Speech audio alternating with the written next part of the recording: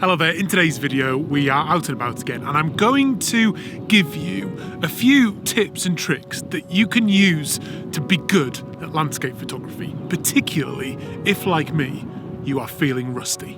Let's go.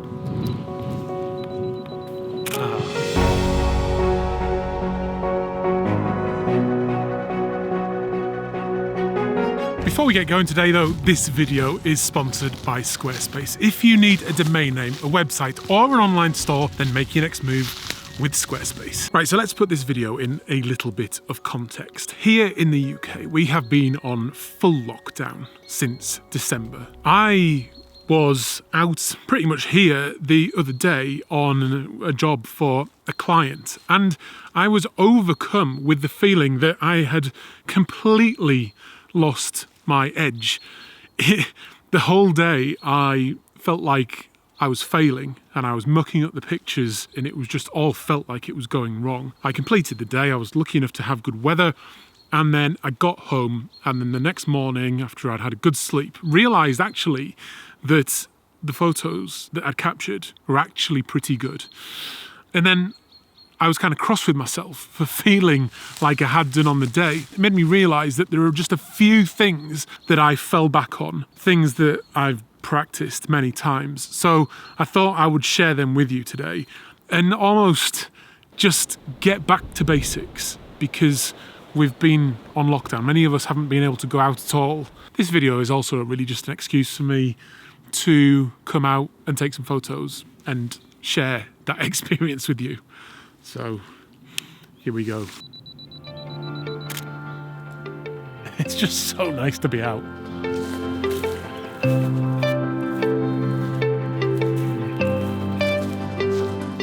Right, so I am pretty much set up for a shot, and tip number one, most definitely, is about location. Now, finding locations for landscape photography can be challenging, and my advice when you are trying to shake off the rust is, one is to go somewhere that you know, and two is to go somewhere that has a really nice viewpoint, and that's exactly what I have done today. Just look at that fabulous scene down there. Absolutely stunning. I am just thrilled with how it's looking. I will talk you through the shot in a minute, but I think when we're trying to shake the rust off, and this is what I did the other day, is just get back to basics. And one of the most basic things, particularly when it comes to finding a composition, is using the rule of thirds. Now, I've talked about it quite recently in the studio, but the rule of thirds is not a cliche. You could shoot the rule of thirds for the rest of your life and probably no one would notice, and you still have the ability to get unique shots and shots that look very, very different.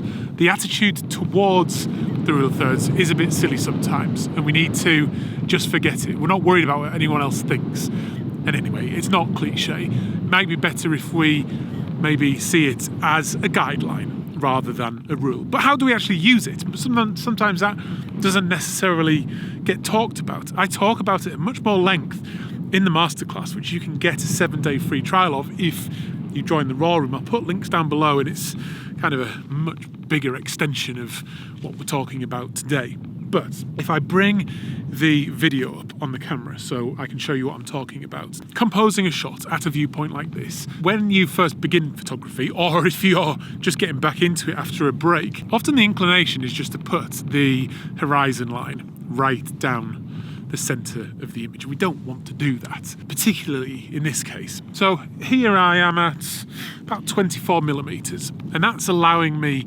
to get both the cliff in and then the lake down there. But if I just tilt the camera down and put that horizon line onto the rule of thirds, it just instantly makes it a more interesting image. And as you can see at the bottom left-hand corner of the image, because another tip is to always check around the edge of your frame. But if we now look at that bottom left-hand corner of that image, those trees and that grass with that golden light on them just look absolutely stunning, so beautiful. And that's going to really pull our attention into the image, especially if I maybe use a little bit of a gradient to darken the immediate corner off, and then it just draws us into the image and then into this scene with that lake and that cliff. So particularly with the lake and the cliff, with the rule of thirds, we want to put areas of interest on the lines, but also specifically on those cross sections. So in this case, I'm trying to get that lake and that cliff as close as possible to the rule of thirds. Now, unfortunately, it's not possible, but by putting the lake close to the bottom right-hand point and the cliff a bit closer to the top left, that is also going to ensure that this image is nicely balanced. So I guess essentially I'm using those points as a reference point to allow me to get this image nice and balanced. The trees are still, I suppose a few of them are starting to bud, but there isn't a huge amount of colour in it. But with that light, where we're now just getting into the golden hour, just looks fantastic, and it's making those cliffs look golden, as well as this straw-like grass down here, which I just absolutely love. So the composition is quite straightforward. I've got the lake there, like I said, the cliff, that hill in the distance, and then the really interesting clouds, particularly the ones just above the horizon. It gets a bit more dull, these ones here closer to me, but they're not going to be in the shot. I'm pretty much ready to shoot that. Let's just wait for a nice moment with the clouds. I'm at f11 to get everything in focus. I've focused on one of the trees not too far in front of me here. I'm at ISO 100. Nice clean image. Manual mode, obviously, always with landscape photography. I've got the 2-second timer on. I'm at 1/40th of a second. I'm ready to shoot, and then I'm just gonna block the sun from the front of the camera so I don't get any flare in there. Let's take a look at that. Oh, that bottom left-hand corner just looks so good, drawing us into the image there. Very straightforward use of the rule of thirds there has resulted in a really nice image. Use your compositional rules, but use them as guidelines. Feel free to break them if you want, but they are there as a tool, so use them. And the rule of thirds is the easiest one to fall back on to help you make good pictures. Haha, yes, I love that. Really happy.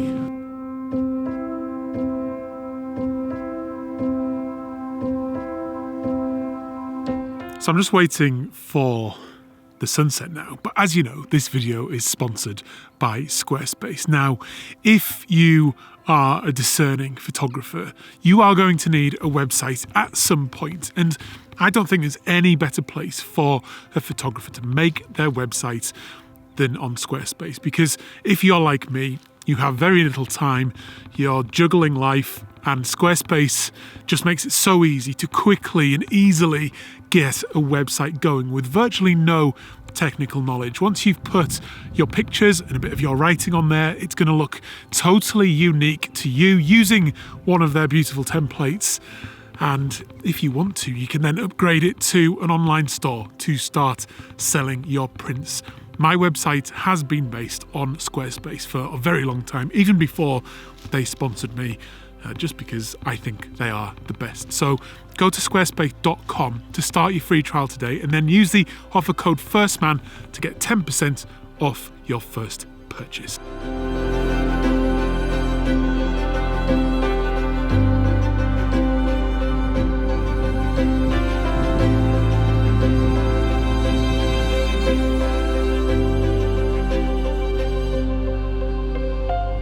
I've come towards the end of the day now, and I just have absolutely stunning conditions. That light is now just so beautiful. I think I may be about to lose it behind the bank of clouds. I want to get this shot quickly, but what's important at times like this, when you are trying to get everything right, the biggest tip I can give you is to work on your workflow before you get to this point, because when you have seconds to go, let's just take a quick shot. I'm bracketing, by the way. When you have seconds to go with a light and you've got to get set up quickly, you really don't want to be messing around with your gear or fumbling around with filters or anything else. You need that practiced workflow, and that is only going to happen by repetition, really, and doing it again and again and again and again.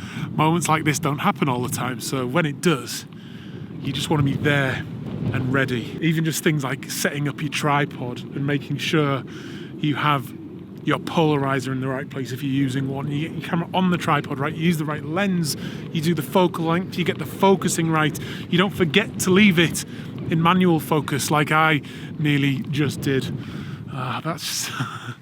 That is just so beautiful. I'm going to take another one. I'll talk you through the composition now, but the sun is warm. It feels good. It's a little bit windy, but I don't mind.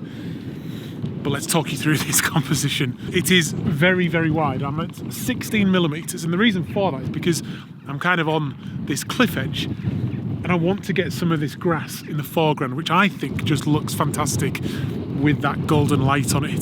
This little edge here that I'm stood on is leading us in from the bottom right hand side, then got that beautiful cliff in with that beautiful golden light on it, the lake down there as well, and then there's some misty colour, misty blue colour over the fields, which just looks nice, but then it's got that warm yellow orangey light on it as well. There's some lovely colour now hitting the clouds, and then I have the sun in the frame as well.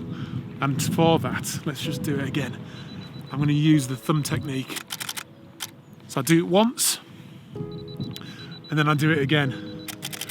The key with the thumb technique is not to put your thumb too close to the lens. You want to kind of reach out as far as you can, because your thumb becomes sharper and smaller in the image, so when you're blending them, it becomes much easier to do. That's it, and then one more. And I think that's going to be it for the day.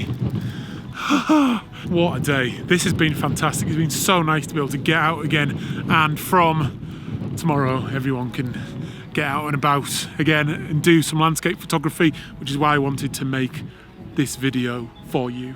And the very final tip to finish off is, when you've captured a beautiful image like this, is to print your work, because there's nothing like printing to give you that final moment of satisfaction and to shake off the rust and to focus your mind when you stood here at the scene thinking about making a print. And I don't need to tell you about printing, I've talked about it enough, but it's just such a good way to finish off a shoot like this. Anyway, I'm Adam, this is First Man Photography, out.